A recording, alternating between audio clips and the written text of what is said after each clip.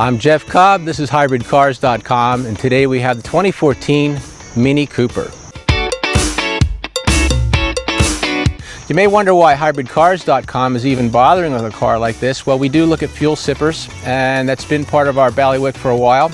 Actually, one of the most cross-shopped vehicles against this car happens to be the Toyota Prius. As you may know, BMW owned this brand since 2001 when it was redesigned, so now a dozen years later, we're looking at the third generation. You wouldn't know that the vehicle was any different by looking at it compared to the previous generation. They've kept the look very close. But if you were to park the second generation Mini Cooper next to it, then you would see a difference. Larger, longer, wider, faster, better miles per gallon. Everything has just sort of enlarged, but BMW's designers have been very careful to keep the design signature on the money, and all the iconic cuteness that goes along with this vehicle has been kept intact. Most of all, they've refined the vehicle.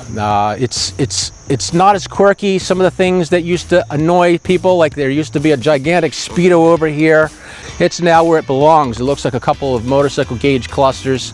The window switch gear has been put to where they belong on the door, and you don't have to go searching for customary, ordinary little controls. The vehicle is more in line with a normal car.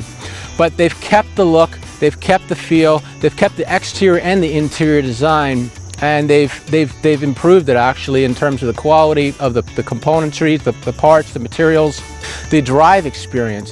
The Mini is an upscale, premium class, small little car. The one you're looking at here are stickers at about $22,000, which is really not going to break the bank. But considering the trade-off, what you're really looking at is a vehicle that gets somewhere around 33, 34 miles per gallon combined. It can pull over 40 miles per gallon on the highway, and it is a suitable highway car. It's really what you're trading off is a lot of fun and a lot of design. You know, if you like the way the vehicle looks, you like the way it's styled, you like what it does for you, the way it makes you feel and people look at you and all that stuff that goes along with whether you want to admit it or not, that's part of the buying process of any vehicle, the emotional, intangible benefits. This vehicle pays off in spades with those kinds of things, and it does not get nearly the miles of a Prius, but it's up there with some other hybrids, and it would rank up in the top, top dozen best non-hybrids in the United States in terms of miles per gallon. One thing you notice about the vehicle compared to a lot of, shall we say, economical cars is this thing is kind of fun. The exhaust note's kind of neat. The engine's not very rev happy for all of you who are wondering about performance driving. A lot of torque down low, but it doesn't spin up. It feels like there's a lot of flywheel to it. This year, when they equipped the vehicle with a 1.5 liter 3-cylinder, each cylinder is 500 cc's, they did turbocharging. So the turbocharging increases the horsepower and torque to 134 horsepower and 162 pounds-feet of torque. There is an overboost function that'll briefly allow it just shy of 170 pounds-feet of torque. And that doesn't sound like a whole lot on paper, but with a curb weight of about 2,600 pounds, the vehicle scoots inside the Mini. That's just a complete design statement. One of the things that you get with this vehicle is incredible attention to detail throughout. I mean, you just look at the materials on this car. They are not standard, find everywhere, universally seen automotive grade Naugahyde or whatever they call it these days. Soft touch materials. They've got unique textures in the various surfaces that are part of the experience that you get with the car. Also, you can go online and customize your Mini to your heart's delight and make it, completely to your own specifications. This vehicle here is relatively, lower equipped, and it's actually kind of nice, even at $22,000 and change.